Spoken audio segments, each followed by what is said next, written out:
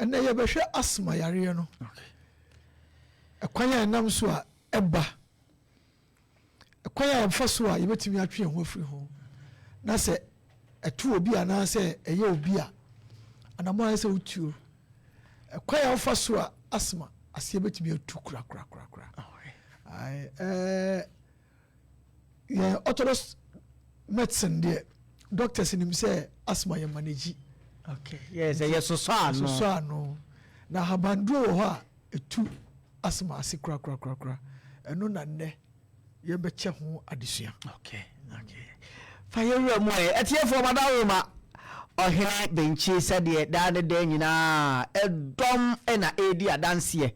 enti sable ya wo be cheche ye wo be frɛ wo nua no so afrɛ ni nua na ya ka bom na yesua de said dodo na anim sɛ asthma enko na nsen ya me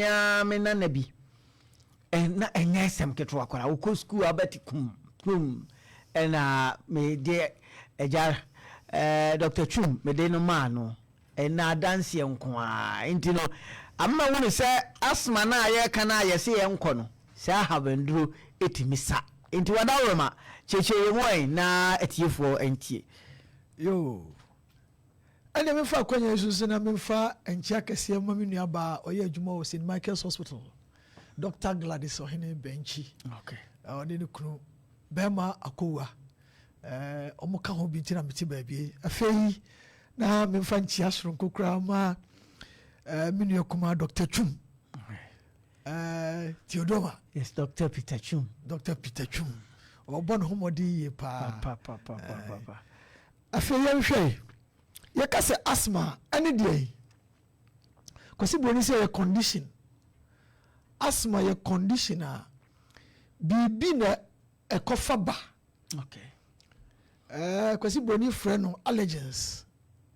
sa allergens no se yare no wo so a na eba wo ho a kwasi boni se na akɔ trigger no okay na eye enhoma ye homo fam no eno ena se yare no ba na ka fam so nti na home ayede afei na maman eba nipa no minim ti nipa na home a obati se ne mu ye shi asthma no na niema akofa asthma ne ba no enye nipa nyina na betumi ama asthma no aye no dodo na asthma no ye de wo ye de wo a ye say o ya predisposed and I say ye congenital ye de wo na betwa ya kusi se niema akofa ba no obekɔ ho a na kohuri no aje se metie ni yi a ewo mojanum na etwen ya kopem se wobekɔ akɔka na kade na chiwade wo kɔ na chiwade no ho a ukɔ ho a na aka no ho nti obi wo kra na obaburu mfie aduonu na ne de nka no ho ebi kra de atimi buru saa na onimpo se ebi wɔ ne so ye hygiene nipa no hwɛ no ho yi a ebetumi aba se obetena ho ne nkwa ne nyina ehurida mi atwa no we efie mia me papa wo ho be fie aduoson okay enfie aduoson na chi ene kan ho wa wonim ya sante hei obi a watna simfie ne firi na wokra kopem se wonya mfie aduoson mo no na eba no na ye de we na amma wo se na che se wo system no mu dada system no mu nti immune system no kofom a na ho de ayede na numpo no immune system na kofom no chise de friend allergens no niema ekohuri ne ba no chise nipa no kɔ obi a okra ohu atantane a tise apopo bibrenum saa ne nan simu a ana ohu kekekra etimi huri no afei bibi tise abuo apese no se obi wa asthma na de no kofa abuo apese mu a bra eyi no a afei na apese foforo no se ya na powder bi powder ne friend pollen sa powder ne de ebe huri no sisi a afei atentrehu ya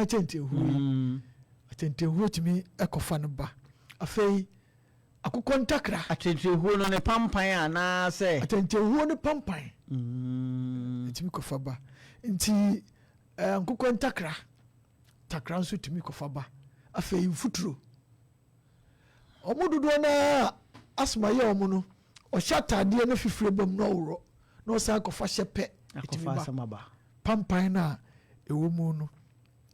afei wisie ya nti obiara ne ɔyɛ asthmatic a obetumi anom cigarette ana wi o boss wa be kukuru na basisi a afei gas aba ya ɛde no aduane wɔ fie ɛne gas ahorow binom obi ɔyɛ asthmatic ɔkɔ ho a senti bia ano ɔden bia nso tumi kɔfa ba enti enuhwam a yɛde yɛ ho yi perfumes sa ano ɔden kɛse a wode yɛ ho a na akɔtrega mpo semina yɛde dware semina ne ehwam dodo anaasɛ ano nka no ɛden a ne nka no ɔde sɛ mejiwa no asi a pampan no nyɛ pampan a ɛbɔn ɛne kɔtrega asmafoɔ ayi dabi na emom sɛ ehwam sɛ ɛbɔn ɛnam sɛ wɔ pampan a ano ɔden no obi kura wɔ hɔ a stew a yɛka ne hye ase ahye pampan no sɛ mmɔn etimi huri obi deɛ ba wɔkum akokɔ na sɛ wɔtoto akokɔ no ho na takra no bi ɛhyia pampan no obi te ya na huri ne asma ahomete paa na ɛba no saa na nipa no minimu no ka tare so na amama bi aba ne minim na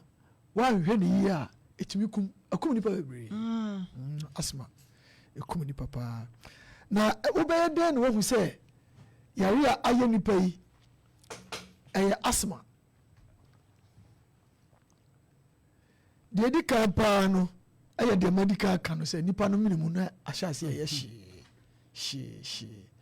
sɛ home no ɛyɛ den na ntamu ɛyɛ ntiantia nipa no home ntɛntɛntɛm na ɔte sɛ no minimu yɛ hyee a deɛ di kan paa sɛ ɔdwene ho no sɛ ɛbɛtumi ayɛ asma ɛwɔ mu sɛ yareɛ bi nso wɔ hɔ ɛtumi di saa ba bronchitis but ɛno no ɛntaa nyɛ hyee saa te sɛ asma deɛ no afei bɔ sɛ nipa no ne mfe ɛpagya na atom ɛpagya na atom na home ayɛ den ɛno bɛkae wo sɛ nipa no asma na ɛyɛ no na bɛyɛ dɛn na asma yareɛ yi yɛtumi atwe yɛn ho afiri ho akwadaa bi ba me college hɔ agricultural college of education ahomakye biaa na asma ba ahomakye biaa da ko na meka kyerɛ ne sɛ ɔnkɔfa no sumiyɛ mmra na mehwɛ adeɛ kɔfa sumiyɛ no baa ne yɛte ano a atenteho ne takra ɛne yɛaka abom ana ɛwɔ sumiyɛ no mu adeɛ kyiwadeɛ ne takra na kyiwadeɛ ne atenteho na woda so ɛna ɔda so ɛna sumiyɛ no saa yɛ fii kakra ɔnoa no ho fifiri kakra wɔ mu nti ɔkɔda a ɛnu sɛ adeɛ nkyɛ no na wanya attack megye ne maame namba na mefrɛ ne sɛ ɔntɔ latex foam sumiyɛ mmerɛ no na megye saa sumiyɛ no to dispensary megye saa sumiyɛ no akwaraa no kɔ school no mfie mmiɛnsa ama bio kai na sɛ deɛ ma no ba ahomakye no ɛno na ɔda so woyɛ ne sɛ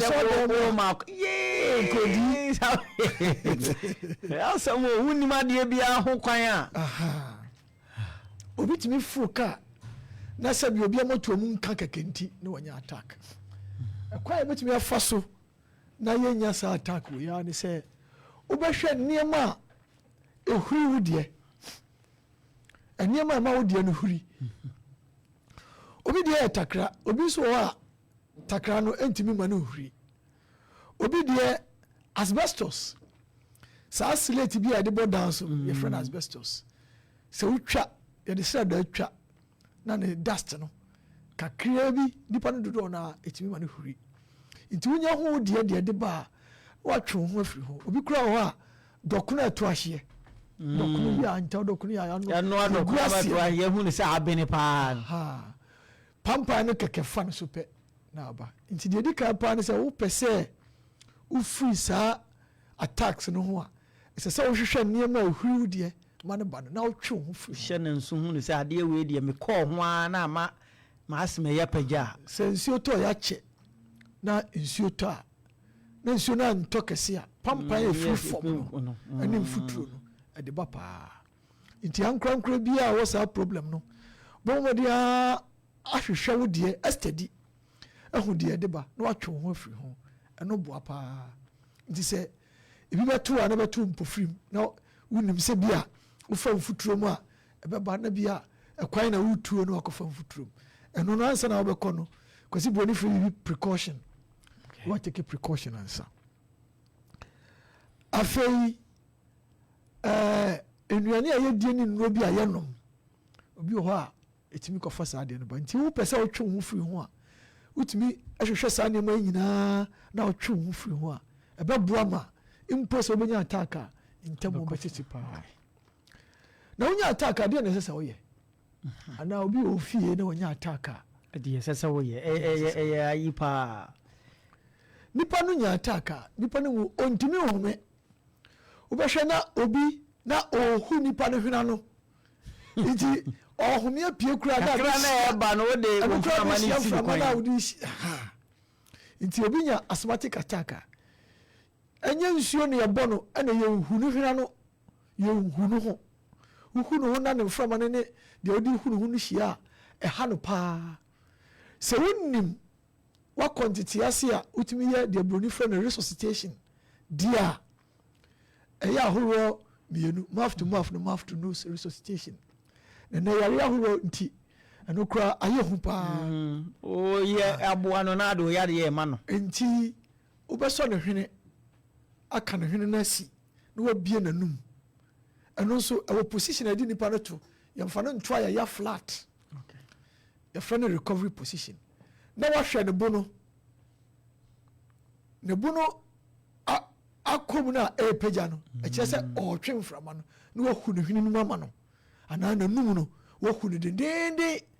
ɛno bɛboa ma mframa atumi akɔ no mu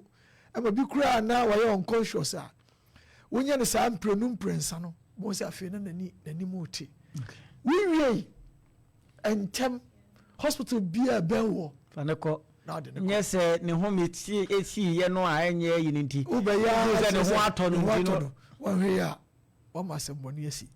nti ɔma mowɔ bi no mpɛm pii ɔmo taa wɔ inhaler no bɛn ɔmo nti ɛba saa na ntam no a inhaler no bi bɛn hɔ a na wabie n'anum na wahu ama no akɔ ne menem ɛnyɛ n'ano kɛkɛ obi wɔ nim ho hwee ɛba saa yɛsɛ ɔwɔ inhaler na ɔde inhaler no gu n'ano ɛsɛ obie n'anum na de gu ne menem ɛno bɛboa ma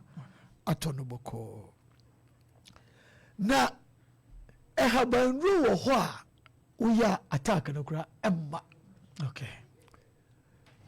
apart from sɛ wode bɛkɔ hospital ma hospital yɛahwɛ no no ɛhabanru so wɔ hɔ paa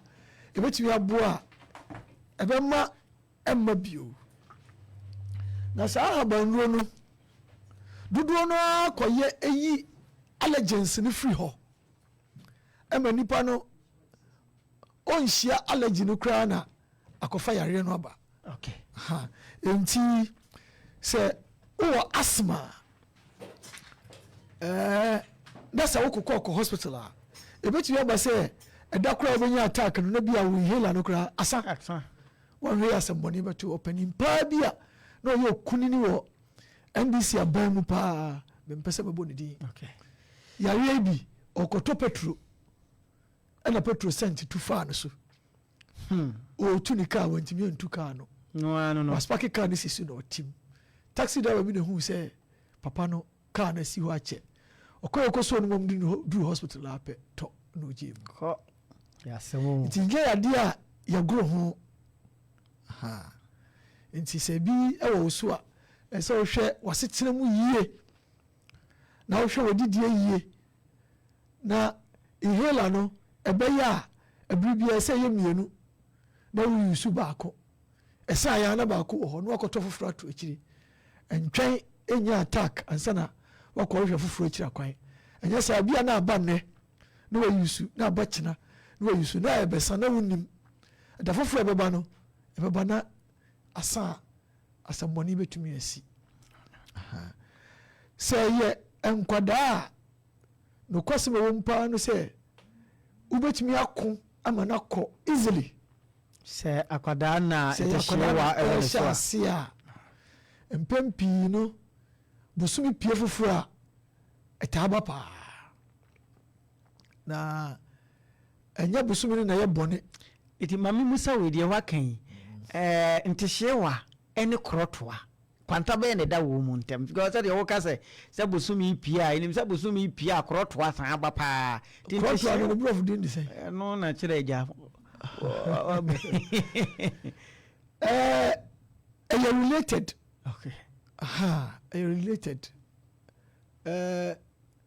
ma home no enko yie no. Krotwa de say you one obo. Krotwa de obebo wa ato so na ntehyi wa de untumi nhumi yie. Na o minimu no ka tare so.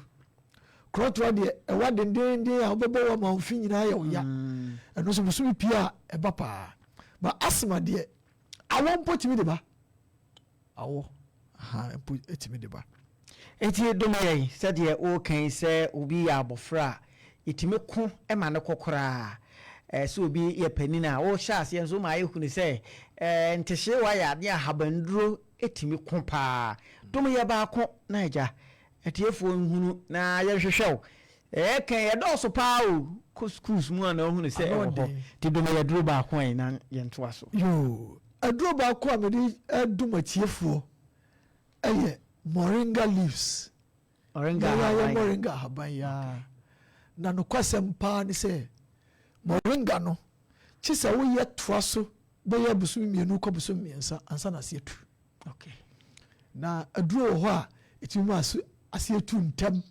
open fast track dia chisa wo hwehwe me okay wo hwehwe me dia fast track ho na moringa no metitiye ani ni dwumadie no nso enye so fiti ya na akotete moringa na haba no ukotete na no pa aya na muwa da akire awia pia nsa na omotu emu fiti nkiti yo muta won haban so pa moringa de mo pepa mo da akire nti udu na obom abo se bi tutu it is one to obo ase ama wia pia nsa na akotete ya obetete sa mo na fra ebribia akofa ya de foforo nti awia na etete ukona akotete ya na wabrum awia no mpo uboma kakra wo so ometutu na eya ntete wodua no so utwa ne branch kakra nti unya boto a eho ti ankanka mu boto no bi na de ase ufie kona ba bi na wasi dia ne tirase de atwere ho eni na ekonenum no na epropro aguso na wo kama ende enu sabre na abo bia ni so sa mo ni na no mafiri so enya saa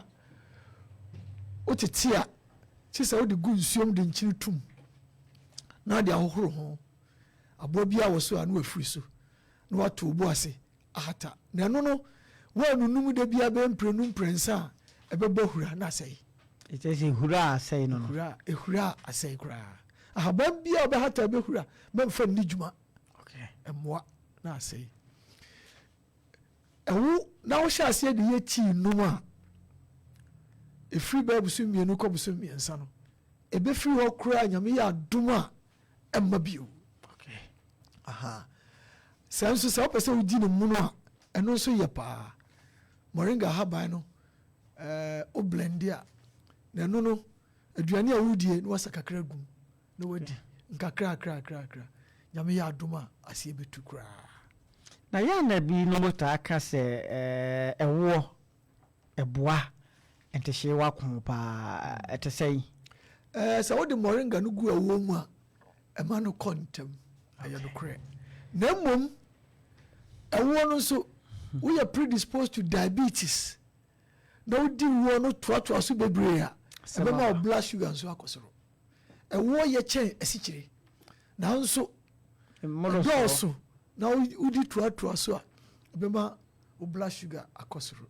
nti ho so precaution ho say ya akoda de a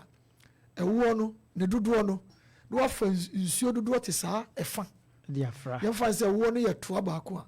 na de nsuo to afa afra awusumu a mana afra yie